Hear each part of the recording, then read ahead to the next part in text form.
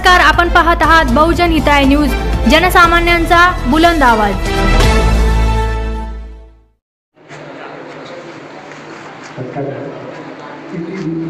बाकी येतो की त्यांना पुष्प आणि गझल संगीत देऊन त्यांना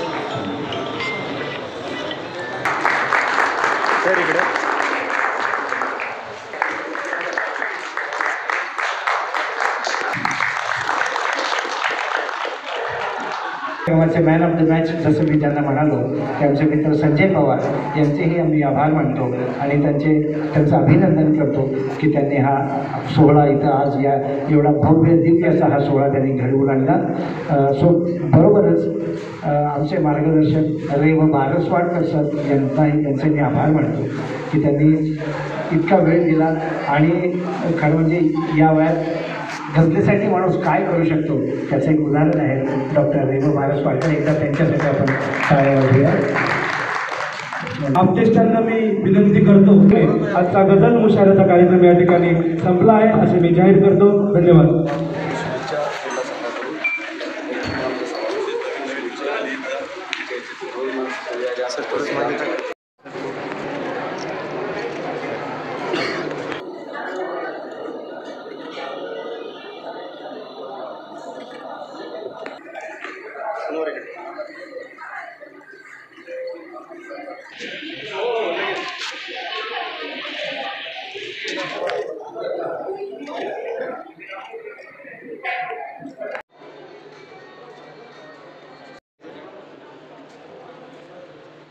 थांबायचं सर, इकडे बघा।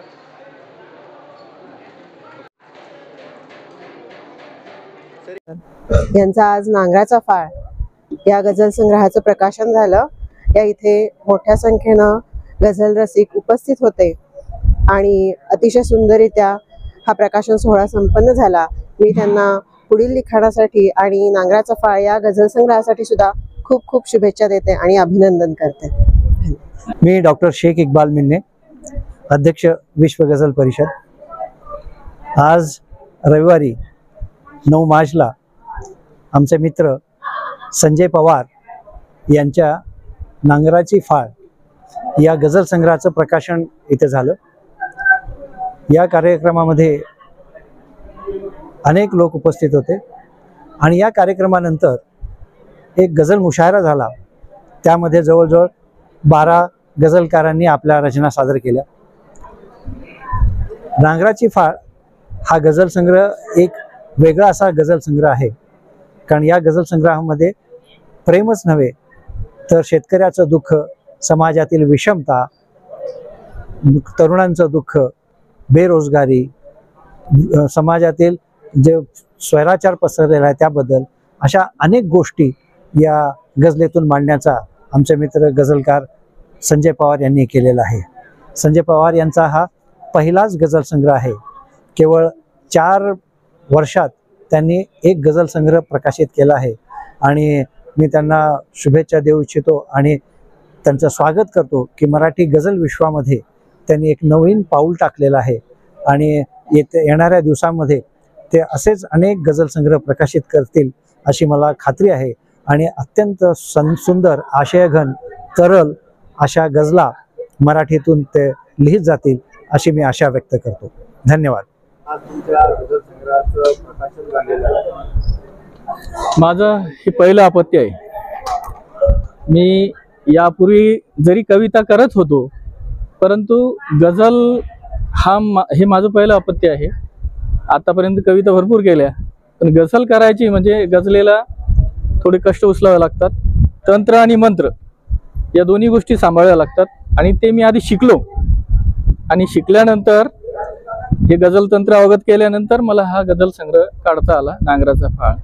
असेच यानंतर माझे गझल संग्रह येत राहील आणि तुम्हाला मी बाईट देत राहील। सर, या गझल संग्रहातून काय व्यथा मांडलेली? गझल संग्रहाचं नाव आहे नांगराचा फाळ। अर्थातच शेत, शिवार आणि शेतकरी याच्याशी संबंधित हे गझला आहेत, परंतु त्याचं प्रमाण जास्त आहे। त्यात तसे सगळेच विषय हाताळलेले आहेत। राजकारण, समाजकारण, तसेच समाजकारण, हे इतर सुद्धा बाबी, प्रेम, विरह या गोष्टी सुद्धा त्या गझलामधून तुम्हाला दिसून येतील. गझल संग्रहामधून आज समाजामध्ये जो अनाचार अत्याचार झालेला आहे, समाजात काय झालं कुणास ठाऊक, परंतु कुणी कुणाचं ऐकायला तयार नाही आणि सहनशीलता संपलेली आहे. समाजामध्ये जी सहनशीलता पाहिजे, थोडासा कुणी त्रास दिला की त्याचा मुर्दा पाडायची तयारी आज होते. तर ही जबाबदारी कोणाची? कायद्याने शक्य आहे का? कवींना, लेखकांनी समोर येऊन हे थांबवलं पाहिजे.